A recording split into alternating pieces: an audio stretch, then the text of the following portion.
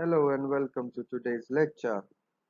As a part of the previous lecture on entry mode, where we discussed the six different options available for international business, today we will continue with another type of entry mode available to the international business firms, that is exporting and counter trade. The volume of export activities in the world economy has increased over the previous few decades as exporting has become easier, and there has been a gradual decline in the trade barriers under the umbrella of GATT and WTO. Along with the regional economic agreements of different economic groups throughout the world, the exporting has become an easy option for the businessmen to do their international business and expand their global market. Why export?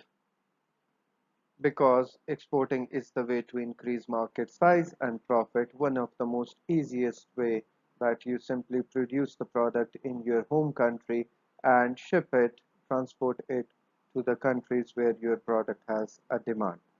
Large firms often proactively seek new export opportunities, but many smaller firms are also in export business and often intimidated by the complexities of exporting. Now, it is very easy for the large firms to expand their market globally because of their amount of productivity, or you can say the capacity of being a mass producer of a specific product. But on a similar aspect, some of the small firms are also inclined towards exports, and there are certain companies which are only operating for export purposes. Exporting firms need to identify market opportunities to find out where their product demand is. Then they have to deal with the foreign exchange risk, which is an obvious thing because of the fluctuation in the exchange rate. There may be a difference in their profit and in their cost of production, etc. Similarly, they will have to navigate imports and export financing as well, which we will cover later in this chapter. Understand the challenges of doing business in foreign market, because being operating in a foreign market is quite different from operating in your home country. Then it is similar to the complexities of a host country where you are expanding your business. So we have to be aware of those challenges, and we have to plan accordingly. As we discussed in the previous slide, that over the past few decades, many firms have increasingly shown exporting trend because of the different trade agreements between different economic groups and political alliances. But exporting remains a challenge for many firms at the same time. Smaller enterprises can find the process intimidating. The firm's wishes to export must identify foreign market opportunities, avoid the host of unanticipated problems that are often associated with doing businesses in a foreign market, and also formalize itself with the mechanics of export and import financing, learn where it can get the financing and export credit insurance, etc. Also have to deal with the foreign exchange dilemmas and so on. Those were the components that we discussed in the previous slide. Now, let us discuss some of the dangers or the risks, barriers associated with the exporting, and we will discuss some of the most common one over here, because our focus is on involvement and commitment of the exporters, and also have to learn how we can increase our opportunities by expanding our market globally to become more viable in different markets, just to make sure that we increase our profit margins. The very common sort of a pitfall or a danger and risk associated with exporting is a poor market analysis, because when you are not available in the market and you try to identify the most ideal opportunity that is available in the market in the form of the uh, other countries' demand, we have to analyze. And when we analyze the demand, we do mistakes sometimes. And these mistakes are commonly related to the research and analysis and then with the forecasting. So when you are not in a position or you cannot go for a better market analysis, then it will jeopardize all your efforts. Poor understanding of the competitive conditions. Of course, when you are trying to enter into a global market space with the export option in your mind, you have to look into the competition and competitive condition of that specific country, because you are not only going to compete with the local firms in that specific country, but at the same time you are going to be in competition with the international firms or the multinational firms. So you have to have a proper competitive understanding of that situation. Then the lack of a customization for local market. Sometimes we uh, go with the same strategies that we apply in our home country. Unfortunately, the political, economic, and social conditions are different in the other country where you are expanding your business in the form of exporting. So you need to customize your marketing strategies, your business strategies, your promotion strategies, and your product overall design, etc. That is very important. But sometimes we, due to lack of concentration of those components, we fail in that particular market. A poor distribution program, then we avoid or ignore the importance of the distribution channel or the supply chain network in this regard. So we have to be very careful, and we have to choose our partners or our trading partners or our business partners very carefully. Poor executed promotional campaigns, as we discussed priorly as well. The promotional campaigns are very important. How you are going to market and promote your product in that new market, in the foreign market, we have to be very vigilant, and we have to design it according to the local market and the local needs. Problems securing financing, that is another dilemma. Sometimes we have to ensure that we have the sufficient financing for the production as well as for exporting and doing business in the foreign market. However, it is a very risky component, and people, financial institutions, they may not be in a favor, and or we cannot or we may not be able to secure the financing required for expansion of our business to the foreign market. Then second last, a general underestimation of the differences and expertise required for foreign market penetration, because we are entering into a new market without our physical presence in that market. We are not doing FDI, we are not going for a wholly owned subsidiary or for the acquisition in this regard.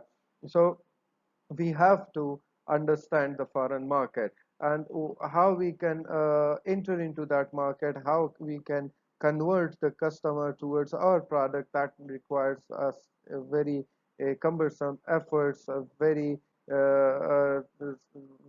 high efforts are required in this regard. So we have to be very vigilant in this regard. However, sometimes we are unable to do justice with this. Lastly, and not the least, an underestimation of the amount of paperwork and formalities involved. We just think and we just idealize that, for example, a country which is having low trade barriers, or a country which is having a better per capita income, or their HDI or their GDP is good enough, and the people have the trend of spending, that is a better option. Unfortunately, that may not be accurate just because that on paper it is said so. We have to go for a proper planning and then executing that planning. We have to go for the proper market analysis. We have to go for proper competitive analysis. We have to go for understanding the the trends in the local market. We have to go for the proper partners for our distribution of the product. We have to go for a proper promotion and marketing campaign and so on.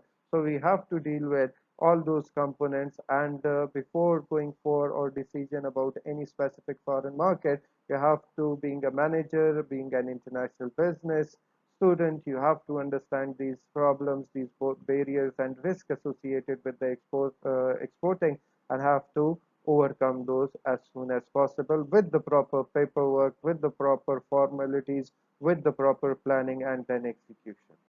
Being an international business student or a manager, you have to get the proper information before you decide for going for export. So in Pakistan, these are some of the examples or websites available where you can get the information that includes the Pakistan Exports Directory. OEC has also given a profile of Pakistan regarding their export activities, and then we have the GDAP, which is a government organization. Their websites are having information that can facilitate you in getting as much as information required for you to make decision regarding your exporting. Even sometimes it happens that you are not in a position to manage your own exporting business, and you may lack the expertise, you may lack the facilities, or you may lack the resources that are required to manage your exports. So in that regard, there are companies which are specialized in the export businesses, or you can say in the import as well as export businesses. So you can acquire their services for import and export components. These companies are known as export management companies. They are the export specialists that act as an export marketing department or international department for the client firms. So you become the client for them. They will do all the activities that you require them to do, research, identifying the exporting country or the whole foreign market for you, then helping you out with your exports, and making arrangement for you with the supply and distribution channels, etc.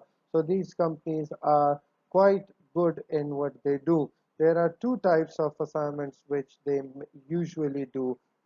They start operations with the understanding that the firm will take over after they are established, and they start services with the understanding that the EMC will have to continue responsibility for selling the firm's product.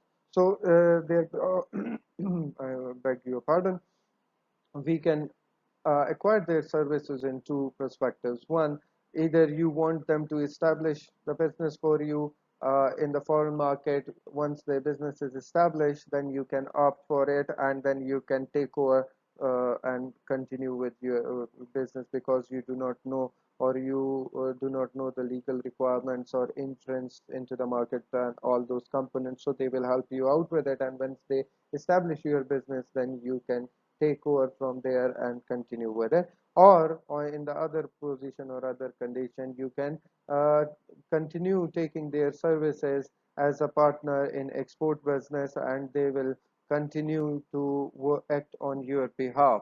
So these are the two common activities the export management companies perform for you. One, they will identify the foreign market, and then they will do all the needful to establish your business over there, and eventually give you the business after it has completed all the requirements, and you can continue your business from that day onward. Or in other case, they will become your business partners in the international business, and they will continue to be your representative. They will take the responsibility for selling your firm products for an indefinite time, or as may prescribed in the contract. Now, as we discussed the pitfalls just two slides back, and we discussed there are so many pitfalls, risks associated with the exporting business. So there are solutions to reduce or minimize the risk of exporting. One of the main source of reducing the risk is to hire an export management company or consultant to identify the opportunities and navigate your paperwork and regulations and can start your business for you. That is one of the aspect which is a very helpful tool as well.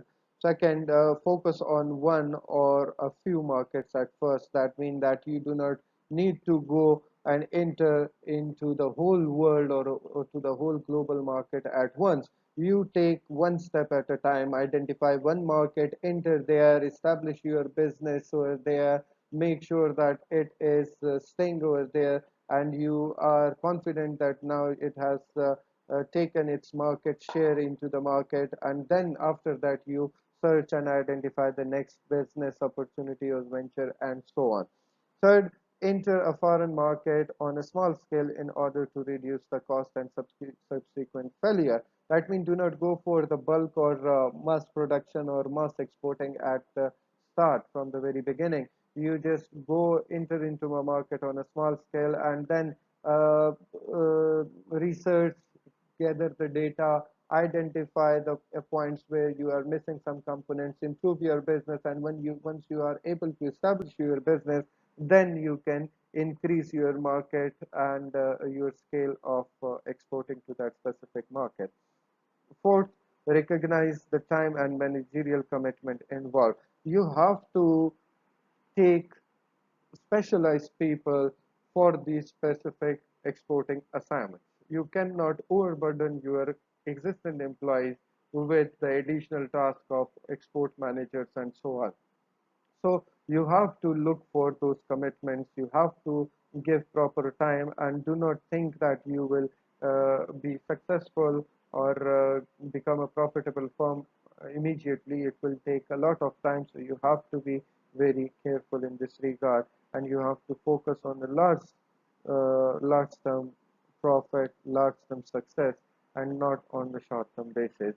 Develop a good relationship with the local distributor and customers. It is very important because people are very sensitive to the foreign products and foreign businesses. So you having no physical presence over there in the foreign market, you have to develop first of all, in fact, before developing a good relationship, you have to find out a trusted distributors and a trusted partners in the foreign country, and also you have to build a customer relationship with them. So these are very important to reduce the risk of failure.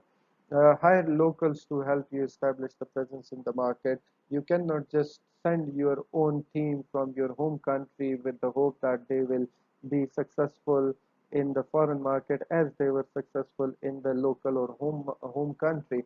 Just because that there is a difference of culture, there is a difference of doing business, there is a difference of mentality and perception and so on.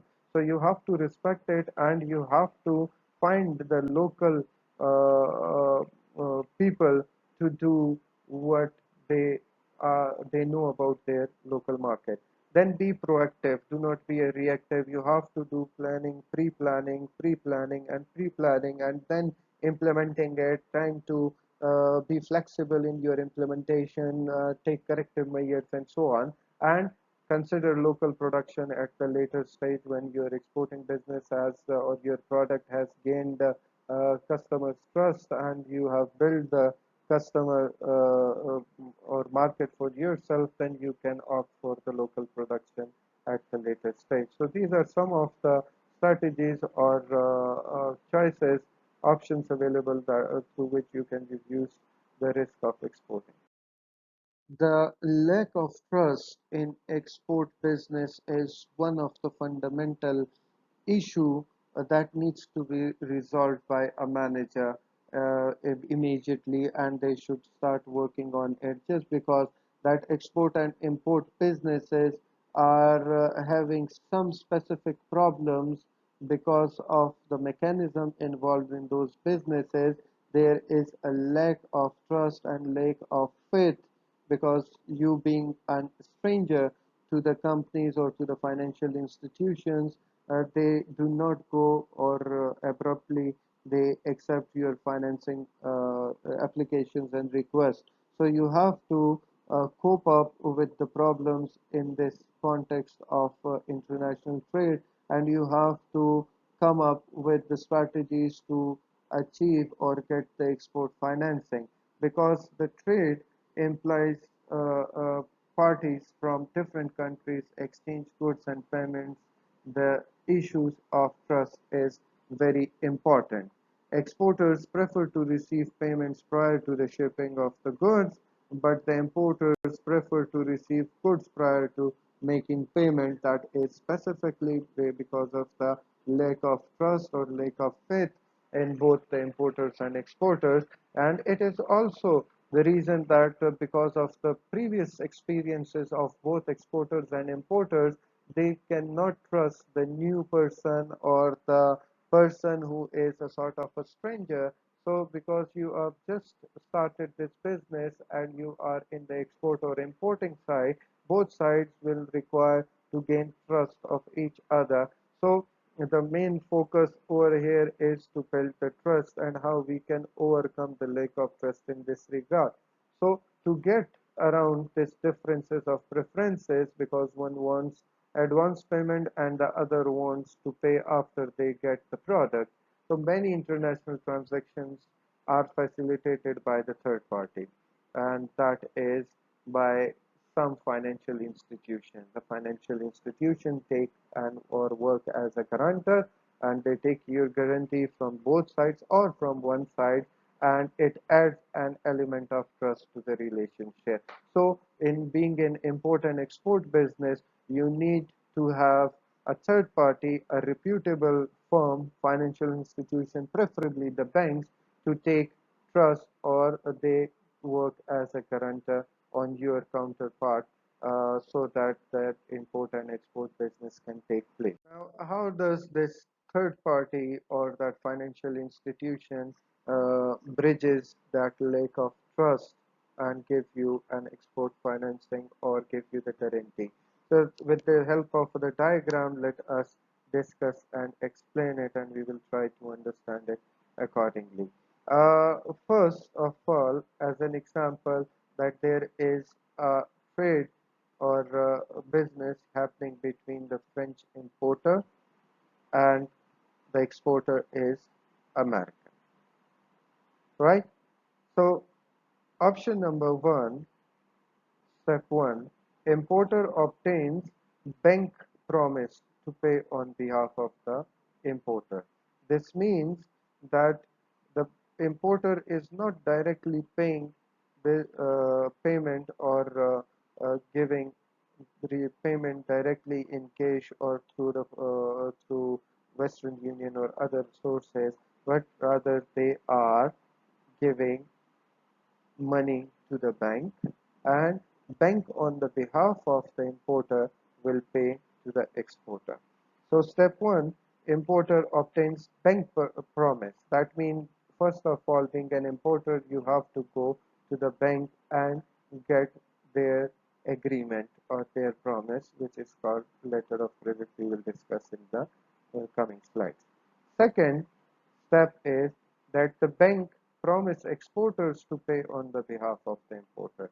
So what we did is, first we, as an importer, the French importer, took permission or the promise from the bank, and then the bank wrote to the exporter that they have the guarantee and they will pay on the behalf of the exporter, right?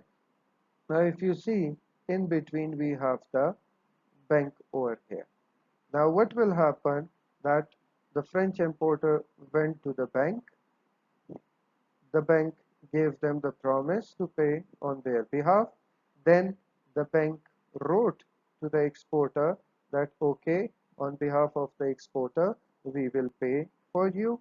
Now what is happening now, in third stage, the exporter ships to the bank, trusting bank promise to pay. That means that the exporter has now shipped the product to the bank. Once the bank receives the exporting shipment, then they will pay to the exporter. That is the fourth point. Now, that means that the bank is done with the deal with the exporter, and the bank has received the shipment, so the bank has paid to the exporter. Now the relationship remains between the bank and importer. So what will happen now? The bank will contact the importer and will hand over the shipment of the product or merchandise to the importer. Once the importer receives the product, they will pay to the bank. There may be, without any terms of negotiation or additional payment given to the bank for all this process or being involved, or there may be something in between the importer and the bank as well. So this is the process how they can, or the third party can help you with the international business transaction. So a letter of credit. A letter of credit that we discussed in the previous diagram as well. A letter of credit is issued by a bank at the request of the importer.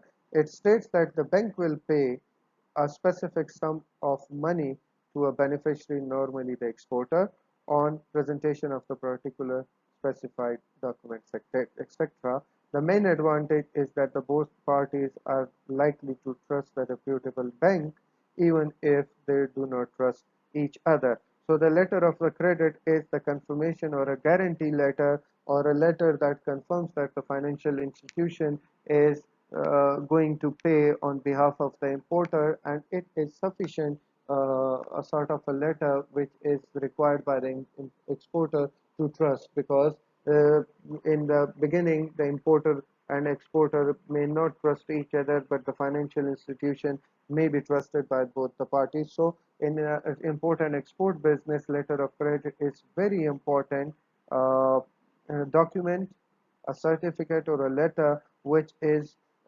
equally important and acceptable to both parties.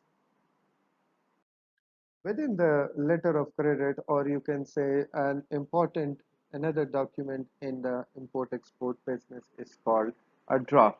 So this is very important to understand as well. There are two types of people or parties involved in draft. One is called drawer and the other is called drawi. So the exporter is known as a drawer, the buyer in this part is the dry, and the exporter is a pay, because the exporter is paying.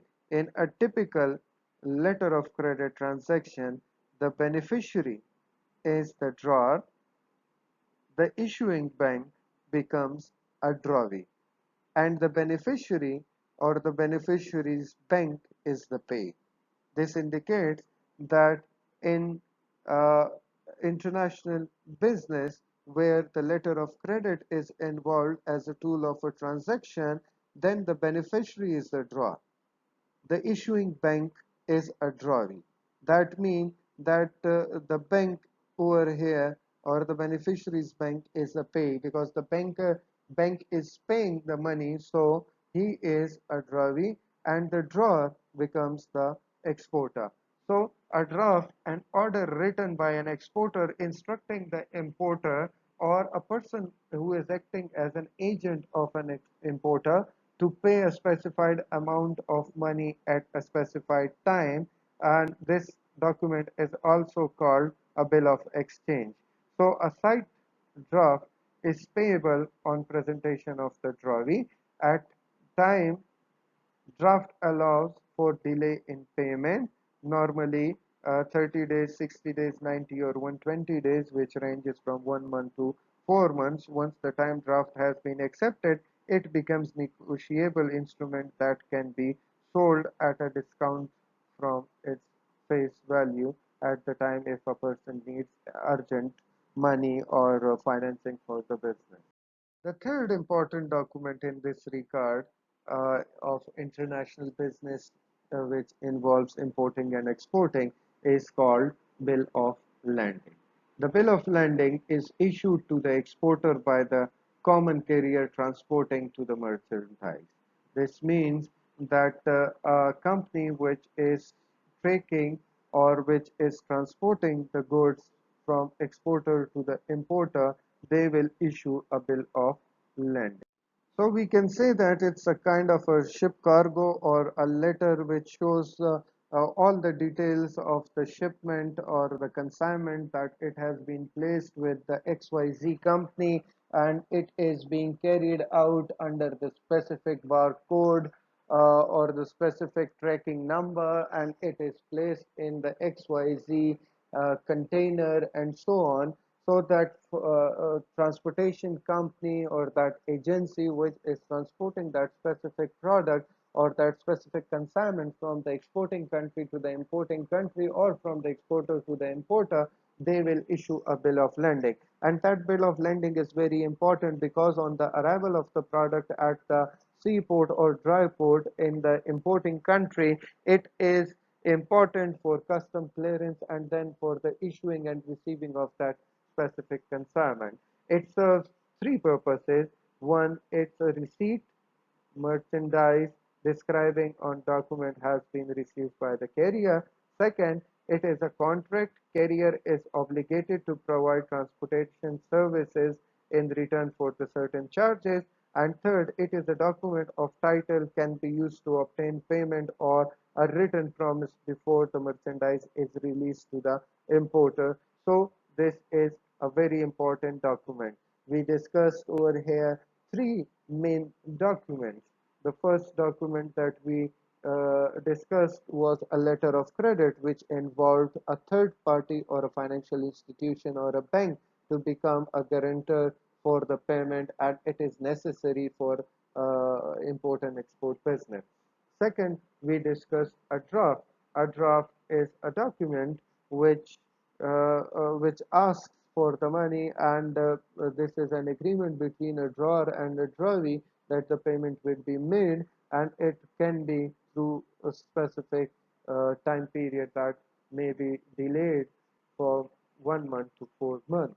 And the third is a bill of lading. Bill of lading is the shipment document or the courier document which gives you confirmation that the product or the consignment has been shipped using XYZ company at XYZ time under the XYZ serial number or tracking number, and it is also used to give you the detail what products and what quantity has been shipped, when it will arrive, and once it arrived, how you are going to receive it, and also if there is some payment due, so that payment can be received or taken off from the importer.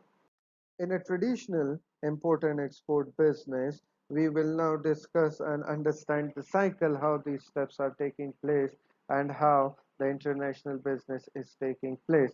We will take the same example that we discussed in the previous slides, where there was an American company serving as an exporter and a French company or an individual serving as an importer. Now, the third party involved was the financial institution. In this case, the Bank of Paris is representing or acting on behalf of the French importer, and the Bank of New York is the representative of the exporter and is acting in this trade or deal on behalf of the exporter, which is an American exporter. So how this process will take place, let us discuss it. First of all, what will happen to start any import-export business, the importer will issue the order. That means that the expression of interest, quantity demanded will come from the importer. Second, once the importer information regarding their order has been received by the exporter, the exporter's agencies or exporter itself will agree to fill the order. They will send that whether they agree with the price and quantity and the time involved in it or not. Simultaneously, the exporter and importer cannot act directly, so they will have to get their financial institutions or banks involved in this transaction. So in that case, the importer will initiate by requesting their financial institution to issue a letter of credit. If the bank, that is in this case the Bank of Paris, agrees, so they will issue the letter of credit and they will send it to the representative financial institution of the exporter, which is the Bank of New York. Once the Bank of New York receives the letter of credit confirmation, they will inform their beneficiary or the exporting company that they have received the letter of credit. Once this formalization is completed, the American exporter will now ship products from America to France. Once they have shipped the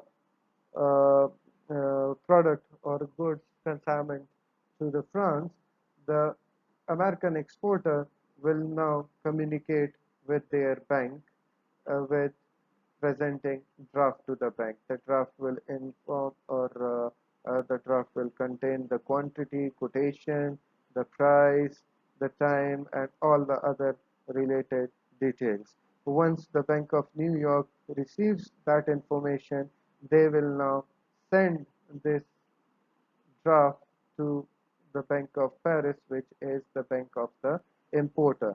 The Bank of Paris, once receive the draft from the Bank of America, they will return acceptance of the draft to the Bank of New York. Now, once the Bank of New York receives the confirmation regarding the draft, then the exporter sells draft to the bank. That means that is a confirmation that we have received the draft and now it is time to give us the money. So the bank will pay money to the American exporter. Once the American exporter gets the money, the bank tells the importer documents arrive. This means that the bank will now share the documents with the importer regarding the consignments and all those components. In this regard, once this confirmation has been received, the importer will pay to the bank, and lastly, the Bank of New York presents matured draft and gets the payment. So this is the traditional cycle of international trade involving import and export.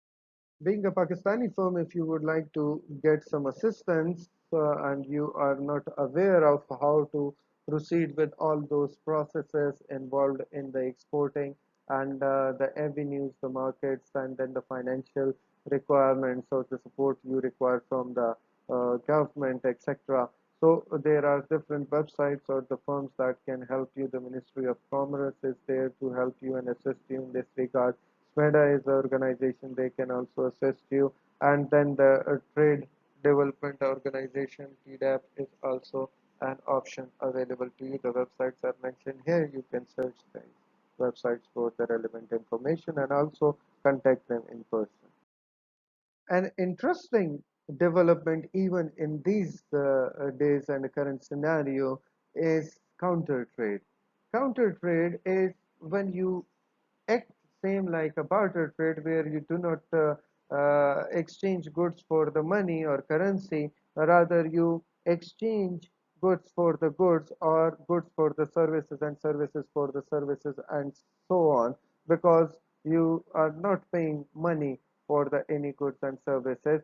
So this is, even in this era, we can have such kind of agreements which is known as or refers to a counter trade. So there are different versions of counter trades that we know somehow or we are dealing with. The first one is a barter trade that we know. In the very beginning there was a barter trade where you sell your product or for the other's product that is being in demand from your side. That is something that is called a counter trade. Then we have a counter purchase as well. Counter purchase, that you purchase my product and in return of that I will purchase your product from you. Then we have the offset. Counter purchase is the agreement of an exporter to purchase a quantity of unrelated goods or services from the country in exchange for an approximate in value to the goods exported. That means that the exporter is exporting the products to XYZ country, and that XYZ country is imposing the exporter to purchase some other thing from them so that they can mutually benefit from that trade. Of course, over here there may be a dealing in currency, but somehow that issue can be resolved by a counter purchase. The third type of a counter trade is known as offset. An offset is a counter trade agreement in which a company offsets a hard currency purchase of an unspecified product from that nation in the future. Compensation trade is the form of the barter, sort of an agreement in which one of the flows is partly in goods and partly in a hard currency. That means that they will settle up that some payment would be made in currency, and some we will give you some product in the near future, and so on. So this is an agreement, but in offset the product is not specified that which exact product would be given to you uh, as a part of a counter trade. The fourth one option is called a buyback.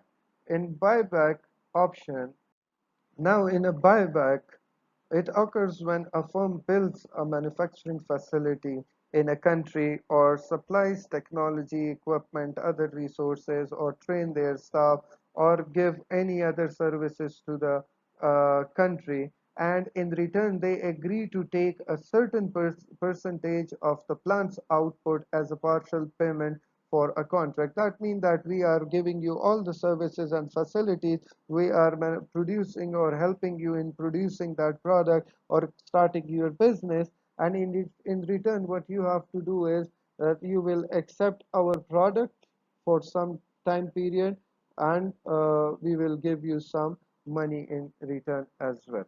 The last one is called switch trading. Now, the switch trading is the fifth option that is available to as a part of account. Now, in switch practices trading, there is a practice in which one company sells to another its obligation to make a purchase in a given country. That means that we will purchase your product, and in return, you have to purchase our product in a given country of our choices. So, these are also the options available where there is no money involved, or the money is involved in some other forms like in the form of the goods or services, or there is some other terms negotiated between the importers and exporters. Counter trade brings different types of advantages, which includes certain attractiveness because it gives the firms a way to finance an export deal when the other means are not available. That means that when you do not have the sufficient financial resources or the money or the currency available with you, so you can go for the counter trade options as well. It also gives firms a competitive edge over a firm that is unwilling to enter into a counter trade agreement. So you can push them, and eventually you are in a position to sell your goods and services on them as well. A counter trade agreement may be required by the government of a country to which a firm is exporting goods or services. That may be some sort of an arrangement which is mandatory on the exporting firm or on the importing firm to enter into a counter trade, just to make sure that their products and services are involved in the international trade as well. So the government can also force it, and it is having good attractiveness as well. Besides the attractiveness, there are some unattractiveness or the disadvantages and cons of entering into a counter trade. It may involve the exchange of unusable or poor quality goods that the firm cannot be disposed of profitably. That means that you may be forced to purchase a product or services that is not required by you, or you are forced to purchase a product which is of a low quality, and then you will not be able to sell it on profit and eventually may incur losses.